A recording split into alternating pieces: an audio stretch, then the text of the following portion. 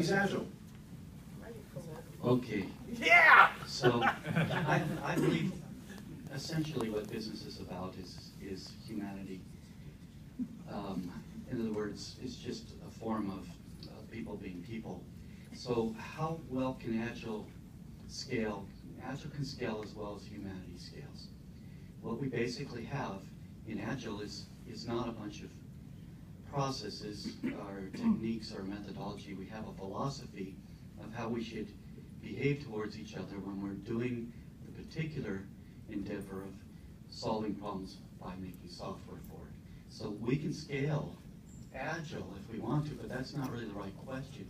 It's more about, can we find a way in larger groups to still all just get along nicely and find polite and decent ways to treat each other so that we can operate well. So I'll put a cap on that.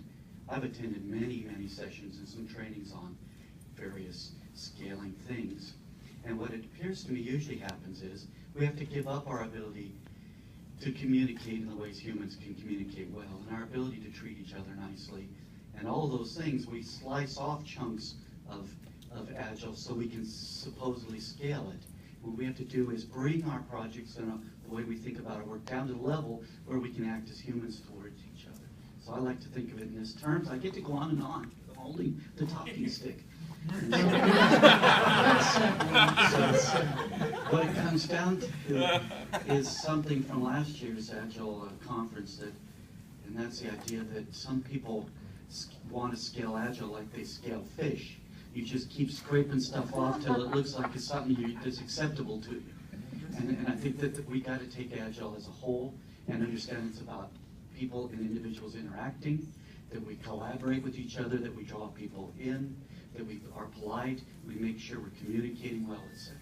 But I'll go as well said, Woody. Somebody tweet that, like scaling fish. I did that a year ago. The part that Doc and Deb provoked from me by saying that with Google it's up to the teams, and with some companies they're just trying to drive it hard from top down. I don't think it should be either one, because if it's just from the teams, then somebody's not doing leadership in the company. There should be none. And I think that if it's too much driven from the top down, then it's too one-sided. The problem in business is that the so-called top of the hierarchy doesn't know how to collaborate with all the lower parts of the hierarchy.